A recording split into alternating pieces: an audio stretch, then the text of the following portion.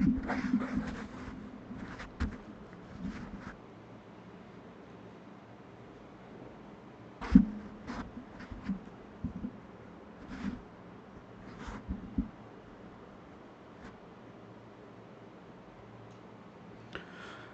everyone, can you hear me clearly? Say yes if you can hear me without any other noise. And then we'll begin immediately, right?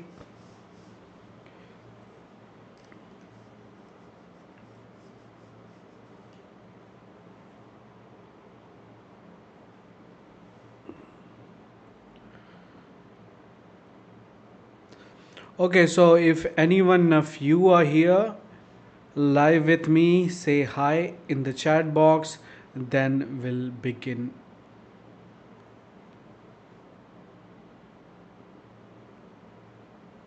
Okay, great. Okay, so people will join slowly, and as you know, today we are taking on a romantic revival. Again, previously we talked about as you know. So, in the transition age, we studied every important author, including our critic Samuel Johnson. We had separate session on Samuel Johnson itself, and also we talked about Daniel Defoe, Henry Fielding, Richardson, and many others. Right. And today, our focus on romantic revival, where we're gonna discuss with the graveyard poets. Remember, uh, Thomas Gray actually belongs to the transition and romantic revival. Here, if you see the date, we have covering transition as well. Right. So let's begin. Today, what we are going to focus is here. You can see in the content box, this index box, you can just download the notes. As I told you, go to your course and you will find the notes there. Right. So today we're going to talk about graveyard poets and, of course, Thomas Gray, who belongs to the graveyard poets, and his questions, whatever they have asked in the past. We'll talk about Goldsmith, the deserted village. We're gonna talk about Cowper, Smart, Blair, Young, Collins, Macpherson, Chatterton, and James Thompson, Dyer, and of course, we'll start Blake if we have enough time. We'll talk about Blake as well, and whatever the question they have asked on Blake previously in your exam, that we're gonna talk about. Robert Burns, very important. You are going to get one question from Robert Burns, and that will not be any kind of very difficult question, very easy question there will be. We'll also talk about a little bit about Krabby. We all already talked about Krabby in previously, and we'll have John Dennis, and again, if we are not able to finish today, we'll start tomorrow Gothic fiction, where we'll talk about Horace Walpole, Mary Shelley, Clara Reeve, and Charlotte Turner Smith. People about and also their Gothic novels. And to remember all this in order, as you know, we always create a code, and in that mnemonic and that code actually help you to remember not only the order of these novelists but also their work in one single sentence, and from that only you get one questions. And they don't ask a deep question on it. They might ask you a little bit deeper question like the characters, the settings, and all in from the Castle of Otranto and others. And of course, Frankenstein Shelley they'll ask. Actually, Shelley's Frankenstein usually come in chronological order. Both of these come together sometime. So we'll just discuss kind of in detail both of these, and the rest will just go like briefly. But of course we'll talk about all the plots and all for you to be in safer place. But remember, from all these they don't ask any questions. I mean, if you just take like past 6 to 7 years, they didn't ask any question from all of these. You might get, we found like couple of questions on Horace Walpole, especially Castle of Otranto, not deeper question, only chronological order, and same with Frankenstein as well. Remember, they used to ask a lot of questions like they used to ask, the character of Castle of Otranto, and also they used to ask about Frankenstein, a lot of question, the plot and all. But the trend is completely gone. They only want you to, they want to find out if you know these works well and their date and their significance. They are not going to ask the plot, and that's exactly what happened. If they ask, they'll ask in one line, uh, like which character, in which novel, a person died falling helmet onto him. That kind of question you might get, but not deeper than that. They might ask the character about Manfred, and that's all in Castle of Otranto. And if they ask more, they're not anyway, but if they ask, we have the all the points that can cover. So I hope you all are excited to explore all of this. And remember, we'll have a session on Walter Scott, and surprisingly they didn't ask any question on all of these work for the past 6 to 7 years. They only asked about Walter Scott, their chronology order, and nothing else. But anyway, we have covered every single stuff from Waverley, Guy Mannering, Antiquary, the Heart of Midlothian, Ivanhoe, and Canilvo. All the with the plots and the character and everything are there for you to know. But remember, the question you got only from Walter Scott and his chronology order, nothing else in the past 5 to 6 years. I don't know the recent exam what happened, because I didn't get any question paper yet. And as I always say, if you give me the paper, I will analyze and find the question for you guys to, uh, you know, uh, see it, right? So that's all what we are going to focus in this particular chapter, which is our romantic revival. Remember that romantic revival, and that's what our topic is today, right?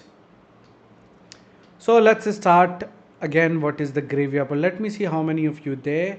I guess I don't see many people here, but again later they'll come, they'll join, because this is we usually take 12:30 class, usually around 12:30 p.m. But today we got like 15 minutes late. But anyway, it happens because of the power was not here and some other reason. But anyway, one of the important thing that I would like to mention, that tonight we're gonna have a session on Renaissance criticism. Very important, because as you know, you get like 3 4 questions from that session itself, that we're going to talk about, we'll discuss, and we'll have a thorough lecture on Renaissance criticism tonight at 9 p.m. Don't forget, if you want notification, you can just click the link that I have sent you there. You just click on it and put that button notify me, so you will get like 10 to 15 minutes before, right? 5 minutes before, you will get the notification and you'll join successful. Remember, very important session, because definitely you're going to get at least 2 to 3 questions from that session alone. So let's move forward and talk about our today's topic, which is the graveyard poets. Remember, through the name you can understand what it is about. It is about grief, it is about death, right? It is about sorrow, it is about mortality, right? It is about all the coffins, right? And pessimism is there, right? Sad kind of poem is there. So all these things are there in the graveyard poets. And remember, the term actually came from one key poem, which is the Blair's the Grave. Remember, and it was termed later as Graveyard School in where 1898. Very important. And let me tell you, we have all these graveyard poets list here, as you can see over your screen. But remember, not all of them are important, but again, as I just told you, no, you're not getting any questions from the graveyard poet a lot, but of course you can get a question from Thomas Gray and Goldsmith. We had a session on Goldsmith in our previous session itself, and of course Blair because of the right. And then we'll have William Collins, Thomas Chatterton, Edward Young. So remember all these poets. And how will you remember all these poets in a kind of graveyard group? So we have code for you here, guys. So you just see, first remember all these kind of uh, you know we have metals, whatever are there, like we have granite, gold, copper, crystal. As you can see here, the granite, Thomas Gray; gold, Oliver Goldsmith; copper, William Cowper; crystal, Christopher Smart. So I hope you remember the first code, very easy: granite, gold, copper, crystal. So if you can get the idea about the code, you can just write, okay, I got it. So write, it's clear. So clear in the chat box if you can remember the first code easily, right? So write clear in the chat box. And our next code is Robert Young Collin. So this is one name, okay. Robert Young Collins met James Chatterton on Thompson's Dying Hill. So remember, Robert Blair; Young, Edward Young; Collins, William Collins; met Macpherson; and James Thomas uh, James Thompson. And we have Chatterton on Thompson's Hill. Again, the same thing that you can uh, get here in the Dying Hill. That is the work by John Dyer. So Dying Hill, Dyer. So remember, this code is very important to remember all the graveyard poets in 2 lines, and from that itself you're going to get one question definitely. So that's what you have to remember. So if you know the code now, can you write clear in the chat box, or just write this code in your chat box: granite, gold, copper, crystal, Robert Young Collins met James Chatterton on Dying Hill. So that you can mention if you are there in the live session.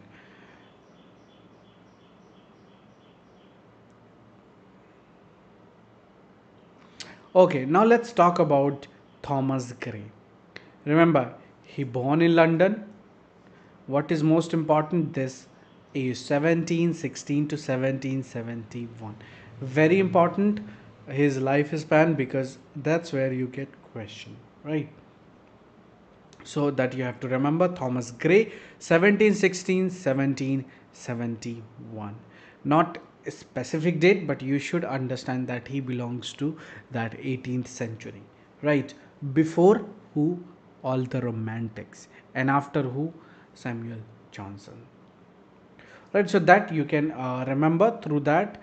And of course he met Horace Walpole. He was a friend, and he met him where? In Cambridge, very important. And they went to Italy tour together, and he was offered poet laureate, but he declined, very important. And again, very important stuff is that he has written ode on distant prospect, very important. They have asked one question based on that, and I'll tell you the quote from where it was asked, right? So the poem contain, as you know, kind of gloomy reflection, as he's a graveyard poet. So the theme of sorrow and death will be there, right? So elegy written in a country church, very important. Big date 1751. So that you have to remember. And it was published. What was published? Elegy written in a country churchyard by Thomas Gray, appeared in 1751. So that's the question they might ask you. And of course we'll discuss in detail about this poem later in this session itself. And Pindoric odes. And what odes are there? The bard and the progress of poesy. Very important, these two bards, uh, because if they ask a question, they'll ask like the name of, can you name the Pindoric odes written by Thomas Gray? So remember the bard and the progress of poesy. Both are very important, right? And again, about his poem now, our Saimi, remember, he explored early Norse and Celtic legends. So that's kind of, background he had. So poems on ode on the spring. Remember the first walk, when we make a code, what we do, the first walk. So ode on a spring, the last walk. The last walk we have the fatal sister. They have asked question on fatal sister, not now, but I don't know exact year, but they have asked on fatal sisters, right? So first and last you should know. Then the second last, easy for you to remember. We have here the bard, and the second work is Richard West. And in the middle what we have, uh, Eton College and Country Churchyard and Progress of Poesy, right? So you can create a code for this as well. So the first two work you should know that it was by Thomas Gray. Very important because it helps you to organize the you know all these work in chronological order.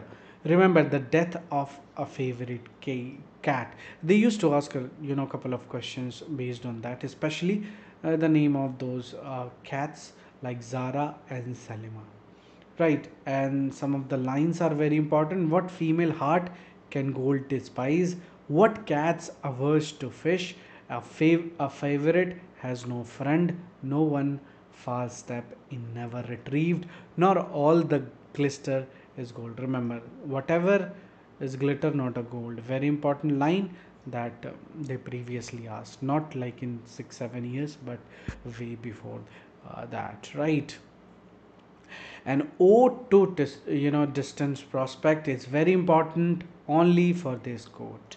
Where ignorance is bliss, it is folly to be wise. That question they have asked previously. So in that case, this particular quote is very important, and it was from Eton College, not country churchyard, because this option comes and people get confused and they put elegy written in a country churchyard. But here your answer would be the ode to a distant prospects of Eton College. Very important. And our main work will discuss in detail just in 5 minutes. The progress of poesy. Remember Pindaric ode, that's the last, and close imitation of what Pindaric form. That's all you have to remember in the progress of poesy. And as you know, there are this particular work is mentioned in many of the syllabus. Which syllabus in your university syllabus? And it was in my MA also. So but basically they didn't ask a lot of questions. They used to ask before kind of a lot of questions, but the trend is gone, that I, as I always tell you, right? The bard, again the Pindaric ode, very important. So we have to little bit talk about the bard, because they used to ask a question on the bard before, but it's kind of as I told you, the trend is gone. So remember, uh, Celtic revival, this word you have to remember. Welsh music, very important. And you have to know this particular bard. Cadvallo, Urien and Mordred are being are called by the bard. Okay, so that's, if you remember that, if they ask question, they might ask from that. Remember, these poet are mentioned in the poem: Spenser, Shakespeare and Milton. Very important, right? So after bard we have elegy written in a country churchyard. So definitely one question you are going to get from elegy written in a country churchyard, maybe in chronological order, or what, if they ask a little bit, deeper, they might ask the, you know uh, form of this poem. I mean, all technical form, like in which style it was written. So remember, very important, they have asked the question, it has how much rhyming scheme of AB quadrant, remember, in pattern, alternating rhyme pattern. So 2 line, 4 line quadrant in one stanza. So in one stanza we have 4 line here. Very important. And remember, it is written again the similar style of odes, but not completely ode. So, and remember, written in quatrains, stanza, 4 line, as I told you, 10 syllable. Very important. They have asked the question based on that. So we have, you should pay attention a little bit, right? Rhyme scheme AB, and remember, 4 line in one stanza, very important. And it was actually sent, this poem, to Horace Walpole to read, and he actually popularized where in London literary circle. And Gray composed it when he was near the Stoke Poges Parish Church, and it was influenced by Richard West death. So again, death is there, right?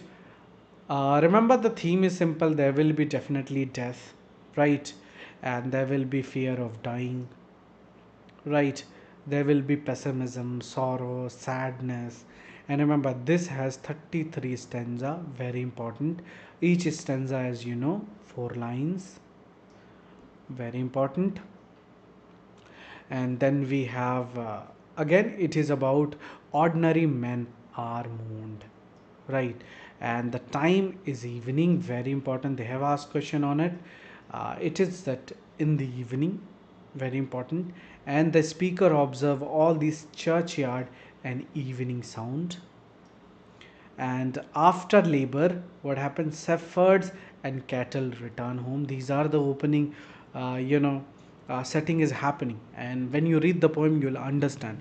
But I'm telling you what kind of question you might get. Remember, the setting is rural with melancholy. So when it is rural, shepherd is kind of pastoral, right? And as you know, it's an elegy, so you can make it elegy. So that kind of question you might get in your exam. So let me see how many of you are there now.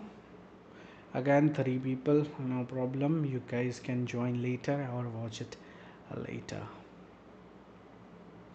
Okay, so I was telling you about this pastoral elegy written in a country churchyard. Remember, it is about the graveyard, right? The lives of the dead people, gravestones surround the speaker as reflects on death. So again, it is all about death, sorrow, and all these pessimism, thought, and the mortality of humanity, right? Human. So all these things are there. Remember, it is final version. Very important is that it has epitaph and reveals the poet's lack of recognition. So epitaph is there in the poem, very important. Remember, it pays the tribute to poor villagers, and they may not be kind of famous people, but what they are, their character is very honest, written in their honor. And again, here death is symbolized as an equalizer to, in the poem, and all people out to die, and again escape death. No one can escape death. We are equal in death. So in death's eyes, we are equal people. No, there is no poor, there is no rich there. Remember, very important thing, that far from the madding crowd, Thomas Hardy's novel, this novel's title is taken from this poem. So that question they have asked previously, that's why we have put it here. Samuel Johnson said what? He spoke 2 languages. He spoke to public and private language. Very important, Samuel Johnson said it, because uh, they have asked in the past, and there are chances that you might see this question one more time. So Now it is all about the poem. Here the texts are there, you can read it when you have time, but what we're going to focus here, the important line that have mentioned in your exam.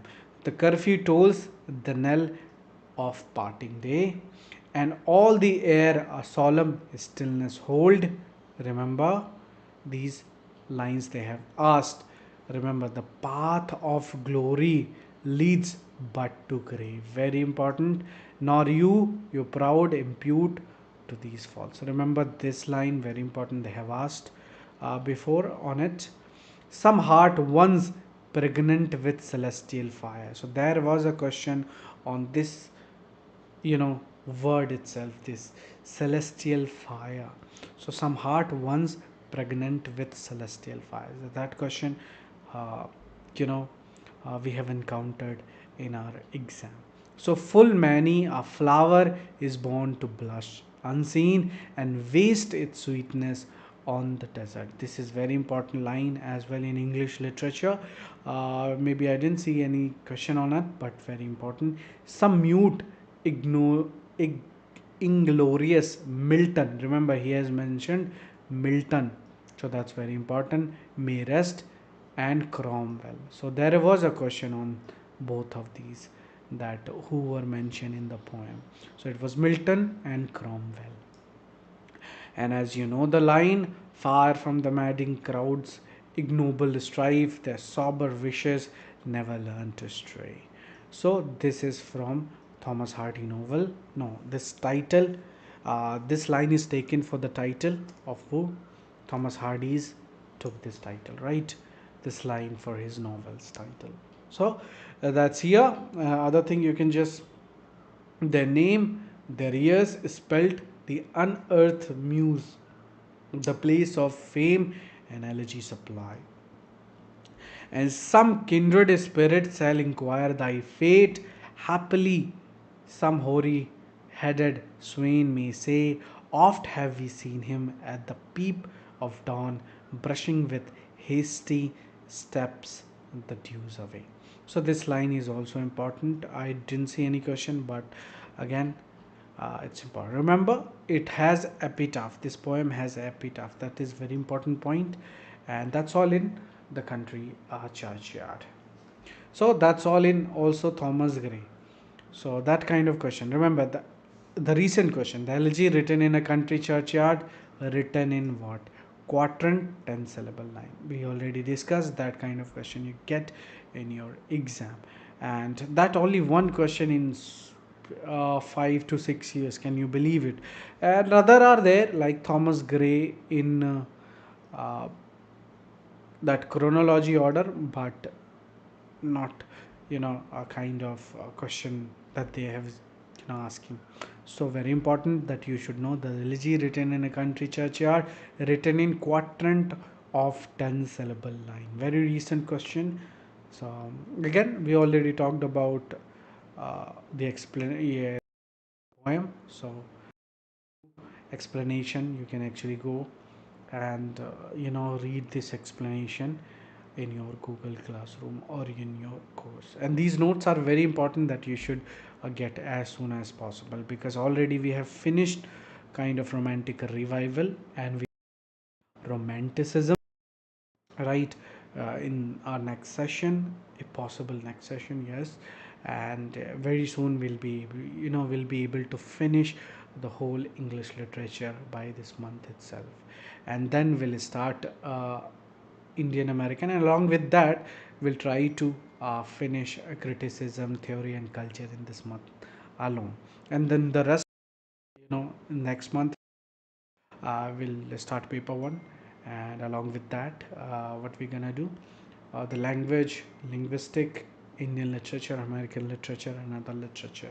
So whatever the extra question, one or two question we get from all these places, so that will have a special focus, right? And every day we're gonna have revision, and as I told you, we'll have a workshop on how to remember everything, like you get 10 to 15 question in chronological order, and there workshop very soon after finishing this not this session but this particular whole British literature.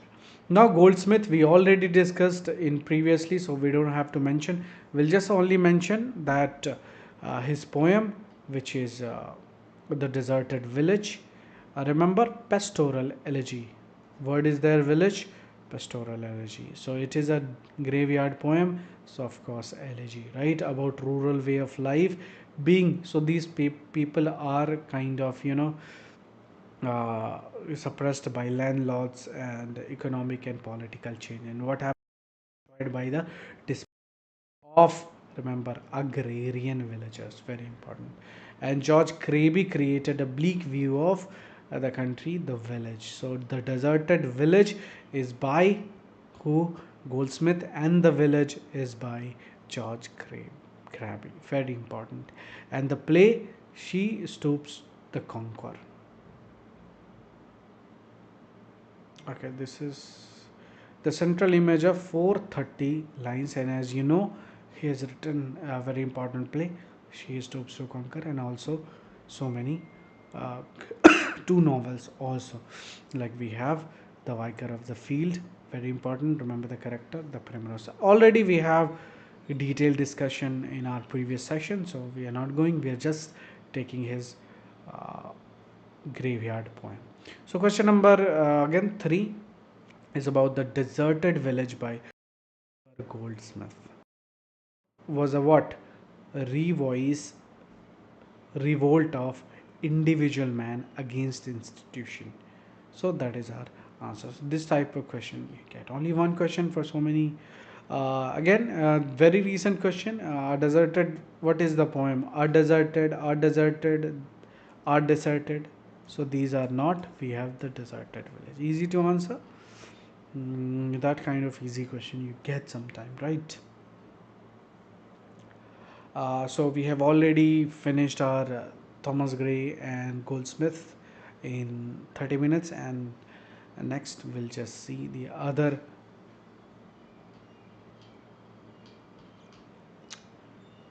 So you remember the code, right? Granite, gold, copper, remember, and crystal. Very important. So William Cowper. So in Cowper, kind of no question for so many years. Let's see, any question are there? No, not at all. Not a single question they have asked on Copper for 6 to 7 years. He was mentioned in chronology order, but nothing else I could find in 6 to 7 years. So William Cowper, remember the date. Remember this date is significant because of the publication of the preface to the lyrical ballads. The preface was added in 1800 edition. Remember that. So anyway, William Cowper. Cowper, again, he is a graveyard poet. You should know, and that will be enough for you. And again, he talks about the sorrow. That's why he is actually in the group of graveyard poets, and he focused on rural life concern for the poor and revolted against 18th century worst trend. And he was considered the forerunner of Burns, Wordsworth College. Anyway, we're going to talk about Burns in this session itself if possible. His very important work, The Castaway, reveals his deeper sense of despair.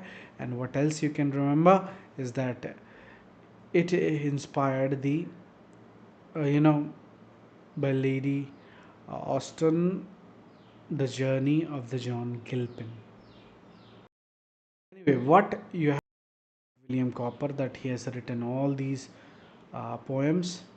You see the snail, the Windsor, nosegay, John Gillip, epitaph on a hare, all these stuff. And what is important for you to remember? Only the task. Here you get question, and you get question 6 books. Remember blank verse, and very important, they used to ask a lot of question on this before. The sofa, the timepiece, garden, evening walk. No. So you can just make a code, like Copper's task was to just sit in sofa in the garden and time pass in the evening, you know, in the evening, morning walk, and noon. So that kind of code you can create and remember. I used to ask a lot of questions recently for the past 6 to 7 years. I didn't find any question. Right. We have Christopher Smart. For the Christopher Smart, what you have to remember is his poem. Uh, that he belongs to the graveyard poet, very important, and known for a song to David. And David, the author of the psalm, praises this particular figure, author of psalm. So that's what you have to remember. Christopher, he belongs to the graveyard poem. Nothing else that you can just you know uh, pay attention on it. Robert Blair. Blair is very famous because of that grave poem 1743. And if you just remember this, then it's done. Remember, the poem predicates Edward Young's Night's Thought. And if we're going to talk about Edward Young, and the grave poem is written is what? In a blank verse, and very important is that it has 767 lines, and again graveyard poet. So remember the name, Robert Blair, the grave. Edward Young, as I told you, very important work, Night's Thought. And Night's Thought, as you know, again blank verse, and the full title, The Complaint or Night Thoughts on Life, Death, Immortality. So as you know, death is mentioned, that's why he's in the graveyard poem. And remember, the procrastination is the thief, a thief of time. Very famous line it has. Okay, so that was all, and the rest of the poem that he has written here. You can just take notes and have a look, or you can just take a screenshot. But anyway, you're not going to get any question. If you get question, it will be from the Night's Thought, and that it has what this line that I told you: procrastination is the thief of time. That's all there, and we have William Collins. Um, no question on Collins as well. So in that case, you can just remember William Collins. He belongs to the group of graveyard poets, and he has written his eclogue and his odes, very famous eclogue. And what else that you can remember, that he's a for his lyrical, he's a lyrical poet, but the theme is again death, sorrow, and sadness. Right. All about his life is here. He has also published Diage from a Cymbeline, but very important is the eclogue that he has written. Thomas Gray actually said about that he had a fine fancy modeled on the antique, and Collins was praised for his imagination bad ear. And Gray predicted both poets' work would last some years. And his parody is called Ode to Horror. So again, horror, death, sadness, and of course, unhappiness is there in the graveyard poet, poets and poem. James Macpherson, you just know the name, that he belongs to the group of graveyard poet, and he has written some poem like the ancient poetry, Temora, Fingal. Not any question that could have previously come, or if there is any chances, I don't know, but they might ask the name, that you know kind of select the poet who belongs to the graveyard poets, and that's uh, all there to remember, right?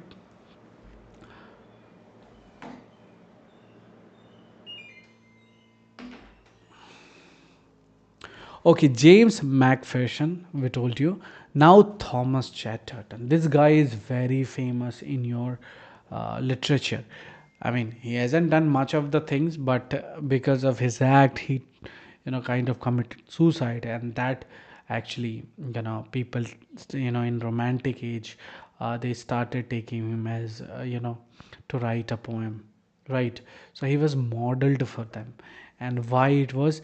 Because he had so many talents, and he has committed suicide when he was just 17, in his teenage dream. So he was very young, and he had a soft corner, you know, uh, in Sally's heart, Keats and Wordsworth and Coleridge.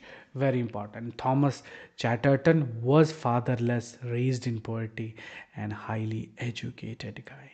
He was. Horace Walpole denounced him for forging medieval poems. Very important. Remember that there was a story about Thomas Chatterton. He was actually, found a poem, and he claimed that it is from medieval, uh, you know, era, but actually it was, he has written in medieval form, and he kind of said it is from the medieval age. So that was, Horace Walpole said that was a forging all these poems. So at 17 again, as I told you, he committed suicide, poisoned himself in despair. Romantic poets were very fascinated by his tragic life. As you know, Henry Wallace painting The Death of Chatterton, very famous, remember, lying like that, and all these things. Very famous, you must have seen it.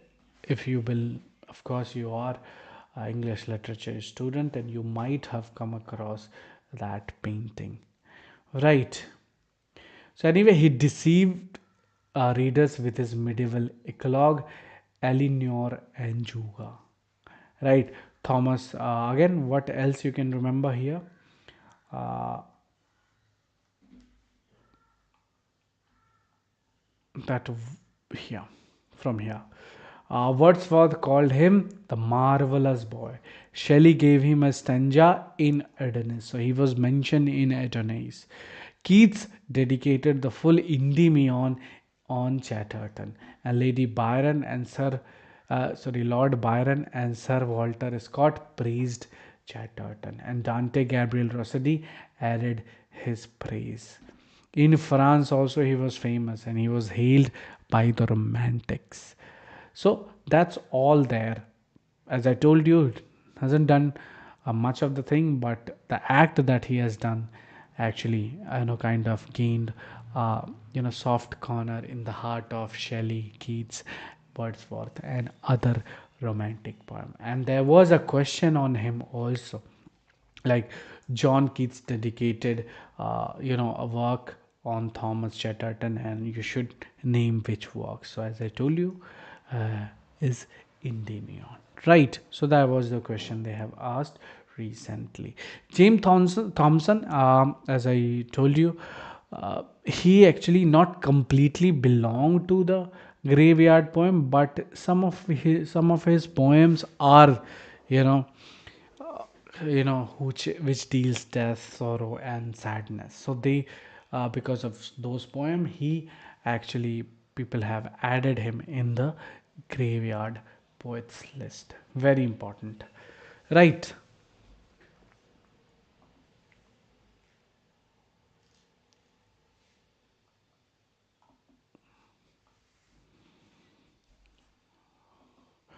43, 15 minutes to go, guys, and we have finished graveyard poets. And again, tomorrow we're going to talk about whoever is left. Right, so James Thompson, you have to remember the name of the poem, the seasons that they, and remember what seasons are there. Winter. So in the season collection, he has winter 1726, summer 1726, spring 1728. And what you have to remember, including autumn is there 1730. That's all you have to remember in the Thoms. And remember, James Thompson has written what? This Rule Britannica for Alfred a Mask. Very important. And the Castle of Indolence. They used to ask a lot of question on that, and it is written in Spenserian stanza. And it include with hymn to uh, and then John Dyer, remember his work, Gronger Hill. That's all is there for you to remember. And now we have William Blake. We'll just try to, again, not many of the question they have asked on Blake. As you can see here, only few question they have asked, which is like, you know, simple, just major work. And so you can see these time they don't ask a lot of difficult question on Blake or even Burns or the graveyard poets. So for you to get at least one question from this session, it's kind of very easy for you to get right. But you should know who else belong, because you don't want to be in a very difficult situation when they ask a little bit deeper question. That's why we're gonna study William Blake a little bit in detail. Remember, William Blake, born in London, very important. He actually started, all his artistic talent when he was only 10, and he was kind of apprentice to an engraver, and he was also known, especially from his father, and he had a vision when he was a child. He also said that he has seen God, right? And again, little bit mental problem can be seen in his art. A wild fantastic engraving, you can see mental peculiarities are there. Remember, all of his art and also the poem, uh, remember, he gained neither money nor fame during his lifetime, all after his death, when he was no more, right? So Blake died poor in, and his notable works, as you know, poetical sketches, other major Song of Innocence, Song of Experience, and his works are filled with vision, simplicity, and obscurity. Blake's genius is undoubted, as you know, remarkable, right? And his poetry was often charming yet mystifying. He lived modestly with simple desire and fulfillment. All about his life, just to set up your mood that this guy was not an ordinary person, right? He was an incredible, remarkable poet and a kind of amazing painter also. So Blake saw vision from childhood, starting from age 4. And when he was 9, he saw a tree filled with angels. And his parents noticed he was different, and they didn't force him for the school. Blake learned to read and write at home. At age 10, he wanted to become a painter. So he kind of attended drawing school at his parents' encouragement. At 12, he began writing poetry. At 14, Blake appointed engraver.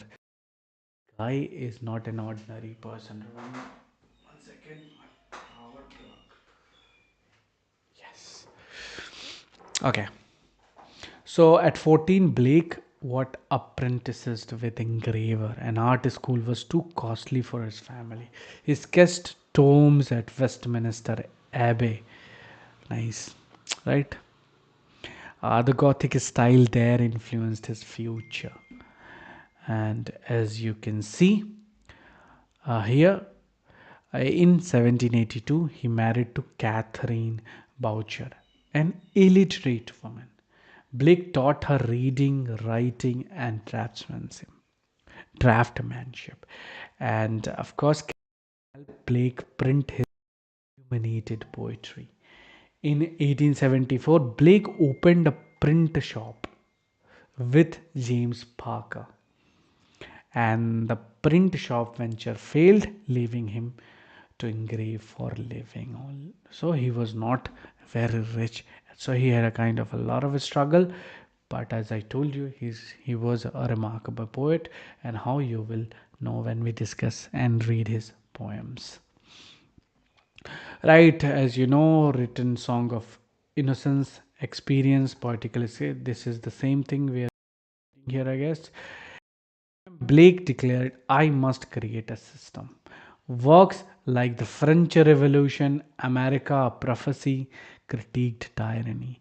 The book of Urizen, very important, addressed theological oppression. The marriage of hell and heaven. They used to ask a question on that. So remember, it is by William Blake. Very important. Right.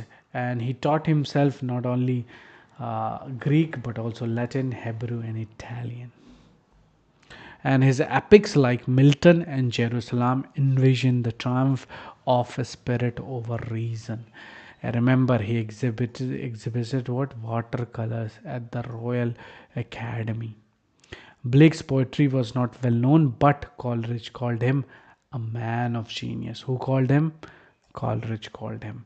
Wordsworth admired his work, and Lamb shared his poem. So now it is very important that what other important poets or romantic poets or other critic has something to say about this, about our Blake. So Robert Sade said what?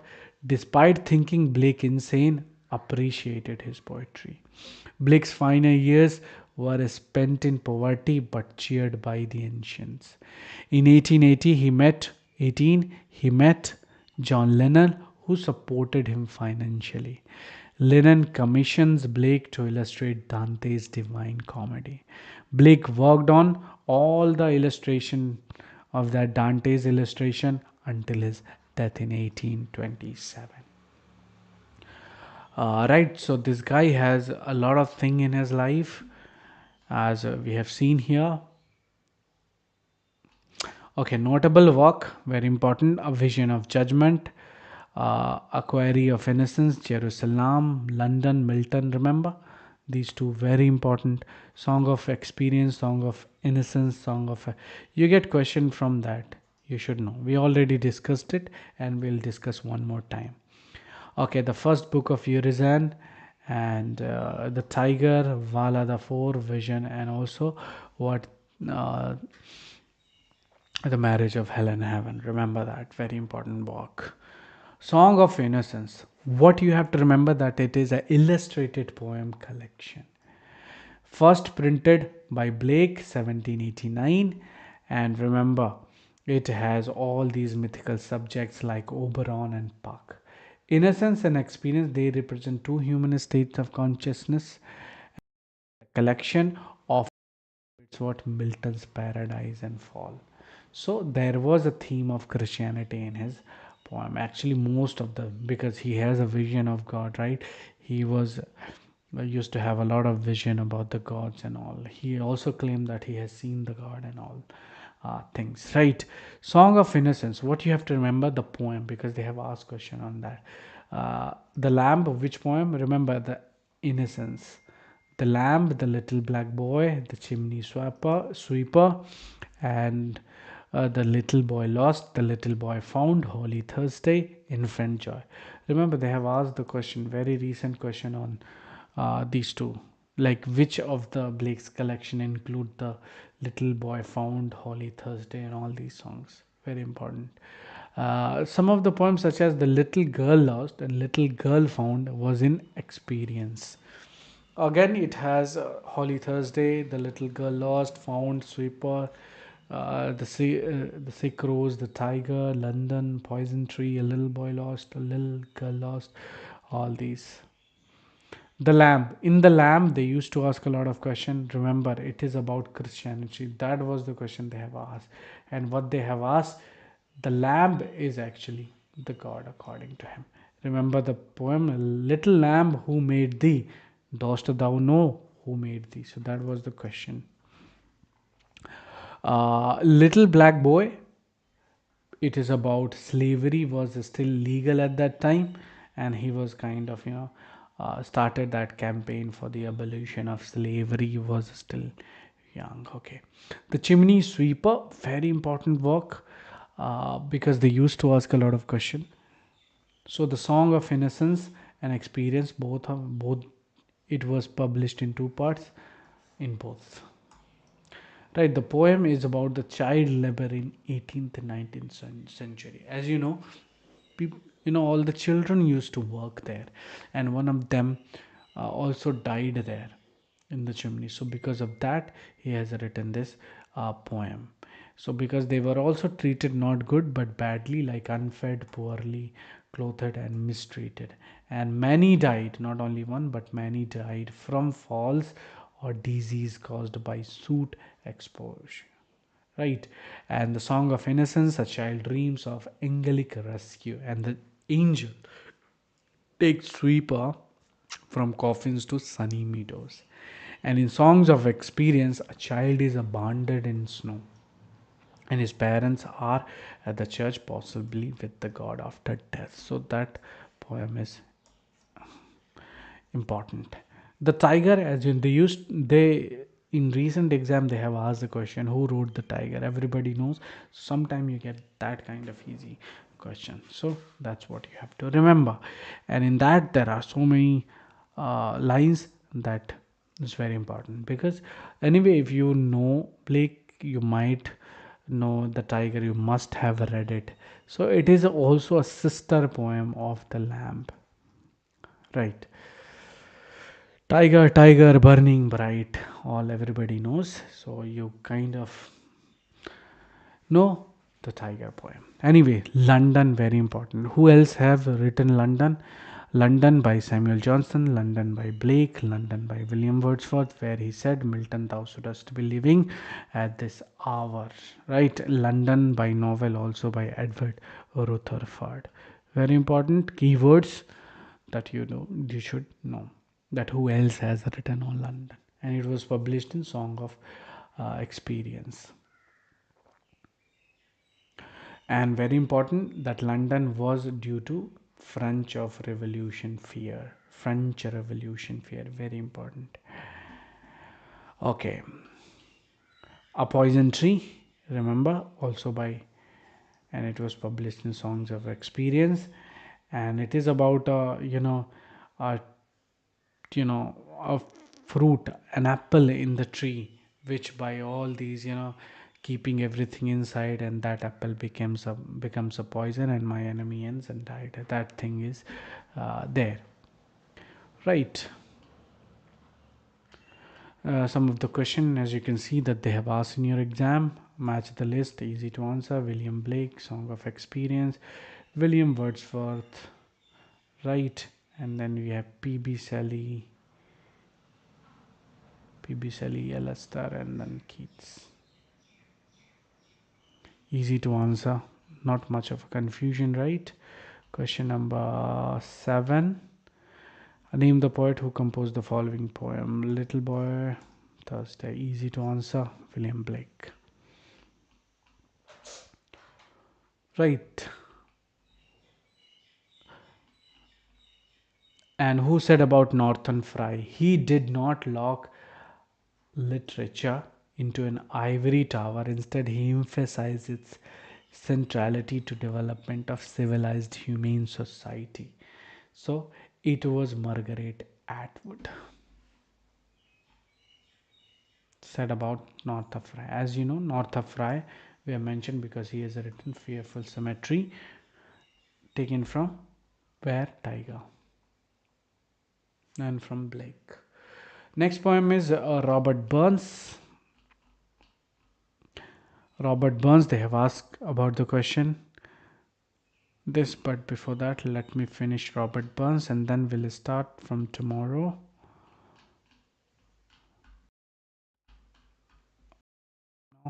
Already somewhere around 12, 1 hour already done.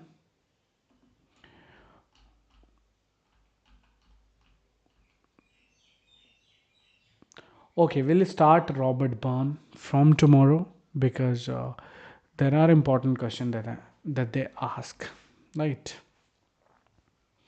Anyway, we finish it off. We still have 2 minutes, right? So Robert Burns, 1759. Remember the date. Very important about him because he comes always in chronological order. Remember, he was a Scottish poet and lyricist. They have asked question on it. National poet. They have asked question on it, right? And he has written very important poems like the Red Red Rose or Young to a mouse, to a louse, all these things they have written. Remember, he has written in Scots language, and much of his writing is in light Scots dialect, and inspired the founder of liberalism and socialism, the cultural icon. Usually, you get these two. Remember that, and the list of his poem that I told you here. A red, red rose, or sing, and then a mouse. These they have asked. Very important poem is because you can see him in all English speaking country, especially in the New Year's Eve. They always sing, and you must have seen all the, when you start practicing, you get this song, the lines in easy to, learn guitar. So that's a basic song that they, teach you when you learn guitar online or offline anywhere. The lines are already there here. Tom O'Santa, very important because it is about a Tam who was a drunk farmer in Ayr, and Tam's wife waits angeringly for him at home. After night out, Tam rides home on Meg, and he sees a haunted church lit up during storm, and witches and warlocks are dancing, and the devil plays bagpipe.